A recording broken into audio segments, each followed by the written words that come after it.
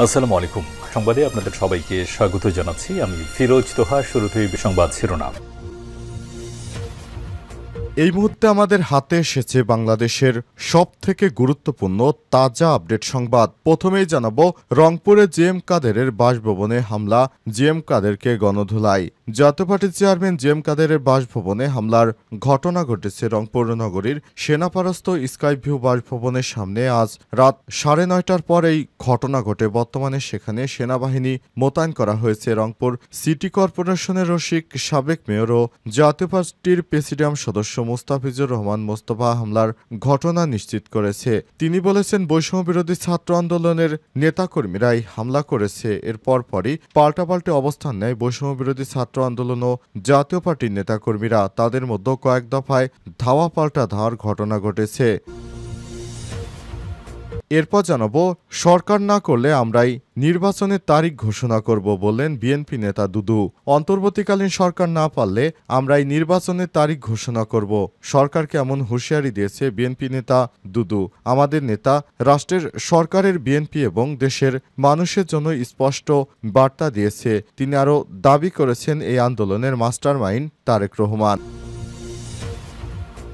এদিকে কর্মসূচি স্থগিত, খুলছে সোনার দোকান। বাংলাদেশ জুয়েলারি সমিতির বাজুসের সহসভাপতি মোহাম্মদ রিপনুল হাসানকে মিথ্যা হয়রানিমূলক মামলায় গ্রেপ্তারের প্রতিবাদে আজ সারা দেশে সোনার দোকান জুয়েলারি প্রতিষ্ঠান বন্ধ কর্মসূচি পালিত হয়েছে। তবে ঈদুল আজহাকে সামনে রেখে ন্যায় বিচার প্রত্যাশায় অনির্দিষ্টকালের এই কর্মসূচি অবশেষে স্থগিত করেছে জুয়েলারি অ্যাসোসিয়েশন। জানাবো, জাপান সফরে ডক্টর ইউনূসের ম্যাজিক। ক্রমবর্ধমান শ্রমিক সংকট মোকাবেলায় আগামী 5 বছর বাংলাদেশ থেকে অন্তত 1 লক্ষ শ্রমিক নিয়োগের কথা জানিয়েছে জাপানি কর্তৃপক্ষ ও ব্যবসায়ীরা। আজ Bangladesh seminar of human resources শীর্ষক এক সেমিনারে প্রধান উপদেষ্টা অধ্যাপক ডক্টর মোহাম্মদ ইউনূস বলেছেন, জাপানে বাংলাদেশিদের জন্য কর্মসংস্থানের সুযোগ সৃষ্টি করতে অন্তর্বর্তীকালীন সরকার প্রয়োজনীয় সবকিছু করবে। এবং সর্বশেষ জানাবো, ইয়াবাসহ যুবলীগ নেতার স্ত্রী গ্রেপ্তার। টাঙ্গাইলের মির্জাপুরে ইয়াবাসহ উপজেলা যুবলীগের সাবেক আহ্বায়ক জিএস সেলিম শিকদারের স্ত্রী রুবি আক্তার কণা 38কে গ্রেপ্তার করা হয়েছে। তার কাছ থেকে 70 পিস ইয়াবা উদ্ধার করা হয়। এ সময় স্বপন মিয়া সজীব দেওয়ান নামে আরও 2 সহযোগীকেও গ্রেপ্তার করা হয়েছে। জানা গেছে, তারা দীর্ঘদিন ধরে ইয়াবার ব্যবসার সঙ্গে জড়িত। অবশেষে তাদেরকে গ্রেপ্তার করা হয়েছে। প্রিয় দর্শক, এতক্ষণ শুনছিলেন সংবাদ শিরোনাম, এবারে বিস্তারিত। তবে তার আগে বন্ধুরা, অনুরোধ থাকবে এই সংবাদটিতে একটি লাইক দিন। এই চ্যানেলে আপনি নতুন হয়ে থাকলে আমাদের সংবাদটি দেখতে দেখতে চ্যানেলটি সাবস্ক্রাইব করে রাখুন। কমেন্ট করে বন্ধুরা আপনার মূল্যবান মতামত জানিয়ে দিন আপনি বিশ্বের কোন দেশ থেকে বা বাংলাদেশের কোন স্থান থেকে আমাদের সংবাদটি দেখছেন এবং শুনছেন। আর বন্ধুরা, সংবাদটি আপনার সোশ্যাল মিডিয়া ফেসবুকে শেয়ার করেও বন্ধুদের দেখার সুযোগ করে দিন। এবারে বিস্তারিত।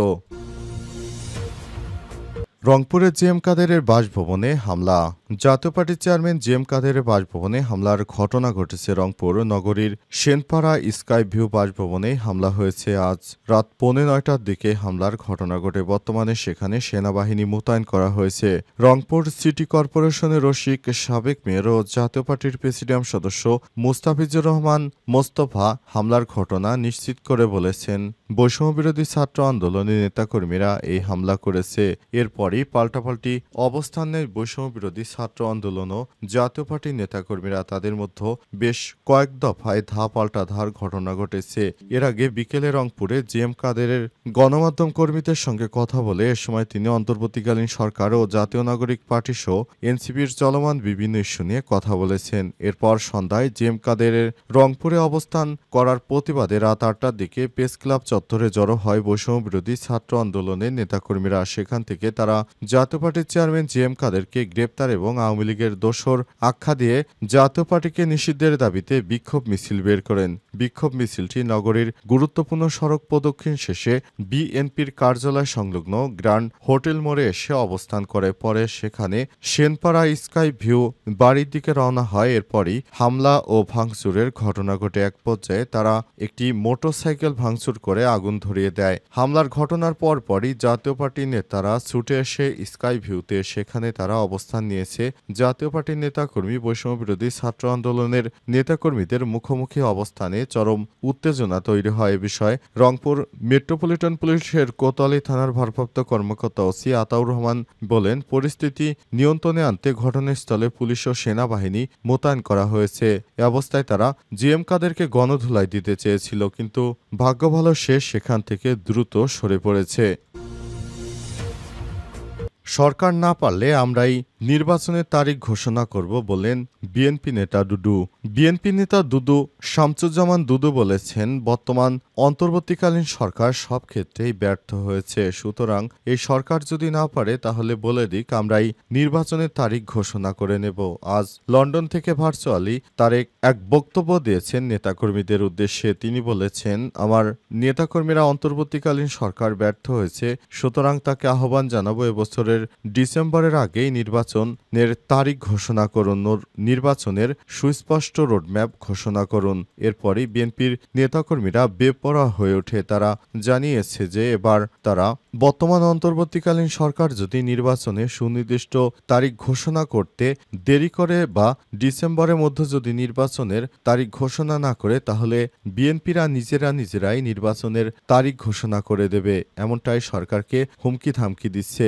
অপরদিকে আজ জাপান সফরে গিয়ে অন্তর্বর্তীকালীন সরকারের প্রধান উপদেষ্টা বিশ্বের বিভিন্ন গণমাধ্যমের কাছে সাক্ষাৎকার দিতে গিয়ে জানিয়েছেন, বাংলাদেশে শুধুমাত্র একটি দল বাদে সমস্ত রাজনৈতিক দল এই মুহূর্তে নির্বাচন চায় না। এদেশের জনগণ নির্বাচন চায় না, শুধুমাত্র বিএনপি নির্বাচন চায়, এমনটাই বিদেশি গণমাধ্যমকে জানিয়েছেন তিনি।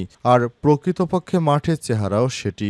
শুধুমাত্র বিএনপি ছাড়া বাংলাদেশে এই মুহূর্তে আর কোনো দলই নির্বাচন চায় না, শুধুমাত্র তারাই এককভাবে এদেশে নির্বাচন চাইছে। এছাড়াও বাংলাদেশে আরও বেশ কয়েকটি ইস্যু নিয়ে সংস্কারের 14টি বিষয়ের প্রস্তাব করেছে সংস্কার কমিশন। সেখানেও বিএনপি সরাসরি 11টি বিষয়ে তারা সরকারের পরিকল্পনার বিরোধিতা করছে। কর্মসূচি স্থগিত, খুলেছে সোনার দোকান। বাংলাদেশি জুয়েলারি অ্যাসোসিয়েশন বাজুসের সহসভাপতি রিপনুল হাসানকে মিথ্যা হয়রানিমূলক মামলায় গ্রেপ্তারের প্রতিবাদে আজ সারা দেশে সোনার দোকান, জুয়েলারি প্রতিষ্ঠান বন্ধ কর্মসূচি পালিত হয়েছে। তবে ঈদুল আজহা সামনে রেখে এই ন্যায় বিচারের প্রত্যাশায় অনির্দিষ্টকালের জন্য এই কর্মসূচি স্থগিত করেছে সংগঠনটি। বাজুসের পক্ষ থেকে জানানো হয়েছে, একটি ভিত্তিহীন মামলায় রাজনৈতিক পরিচয়ে অপপ্রচার চালিয়ে রিপনুলকে হয়রানি করা হয়েছে। তিনি কোনো রাজনৈতিক সংগঠনের সঙ্গে যুক্ত নয় এবং কখনো কোনো রাজনৈতিক পদেও ছিলেন না। এর আগে গত সন্ধ্যা 7:30টায় রাজধানীর পুরান ঢাকার তাঁতীবাজার এলাকা থেকে রিপনুল হাসানকে গ্রেপ্তার করে গোয়েন্দা পুলিশ ডিবি। এরপরই বাংলাদেশের জুয়েলারি অ্যাসোসিয়েশনের সমস্ত পর্যায়ের দোকানের মালিক ও কর্মচারীরা সিদ্ধান্ত নিয়েছে যে তারা আন্দোলন কর্মসূচি চালিয়ে যাবে। আজ সারাদিন তারা তাদের প্রতিষ্ঠান খুলবে না, এই প্রতিশ্রুতি দিয়েছিল। এরপরই তাদের সেই প্রতিশ্রুতি অনুযায়ী তারা সব রকমের জুয়েলারি প্রতিষ্ঠান বন্ধ রেখেছিল, কিন্তু এরপর তারা আবার মার্কেট যাচাই বাছাই করে তাদের সিদ্ধান্ত পরিবর্তন করেছে। তারা এবার জানিয়েছে, আমরা আপাতত আগামী ঈদ পর্যন্ত আমাদের এই জুয়েলারি প্রতিষ্ঠানগুলো খোলা রাখি এবং পরবর্তীতে তারপর বন্ধ রাখবে কিনা সে বিষয়টি তারা এখনো স্পষ্ট করতে পারেনি। জাপান সফরে ইউনূসের ম্যাজিক। ক্রমবর্ধমান শ্রমিক সংকট মোকাবেলায় আগামী 5 বছরে বাংলাদেশ থেকে অন্তত 1 লক্ষ শ্রমিক নিয়োগের কথা জানিয়েছে জাপানি কর্তৃপক্ষ ও ব্যবসায়ীরা। আজ টোকিওতে Bangladesh seminar of human resource শীর্ষক এক সেমিনারে অন্তর্বর্তীকালীন সরকারের প্রধান উপদেষ্টা অধ্যাপক ডক্টর মোহাম্মদ ইউনূসের নেতৃত্বে একটি মিটিং হয়েছে। সেখান থেকে জানা গেছে যে বাংলাদেশ থেকে আগামী 5 বছরে 1 লাখের বেশি শ্রমিক নেবে জাপান। আর এই চুক্তি স্বাক্ষরিত করেছেন অন্তর্বর্তীকালীন সরকারের প্রধান উপদেষ্টা। অন্তর্বর্তীকালীন সরকারের প্রধান উপদেষ্টার ম্যাজিকেই এই সফলতা হয়েছে যে তারা বাংলাদেশ থেকে নতুন করে 1 লক্ষ শ্রমিক নিতে চায় জাপানে। আর এটি বাংলাদেশের জন্য অত্যন্ত সুসংবাদ। এমন একটি সময় এমন এক সুসংবাদ এসেছে, সত্যি অনেক ভালো একটি সংবাদ। অধ্যাপক ডক্টর মোহাম্মদ ইউনূসের হাত ধরে বাংলাদেশ এগিয়ে যাবে যাবে প্রত্যাশা ব্যক্ত করে সবাই। অন্তর্বর্তীকালীন সরকারের প্রধান উপদেষ্টা ক্ষমতায় আসার পর বিভিন্ন চমক দেখাচ্ছেন। শুধুমাত্র বিএনপি নামক একটি রাজনৈতিক দল তারাই অন্তর্বর্তীকালীন সরকারকে ক্ষমতা থেকে তাড়ানোর নানা রকম ষড়যন্ত্র করছে। আশা করছি তাদের এই ষড়যন্ত্র কখনোই সফল হবে না। পুরো দেশবাসী অন্তর্বর্তীকালীন সরকারের প্রতি আস্থা রেখেছে, সেভাবেই দেশ সামনের দিকে এগিয়ে যাবে। এ অবস্থায় নতুন করে আরও সংকট তৈরি করতে চাইছে বিএনপি নামক একটি রাজনৈতিক দল, যারা ৫ বছর ক্ষমতায় থাকাকালীন রাষ্ট্র আবার নতুন করে অধ্যাপক ডক্টর মোহাম্মদ ইউনূসের সরকারের বিরোধিতা শুরু করেছে।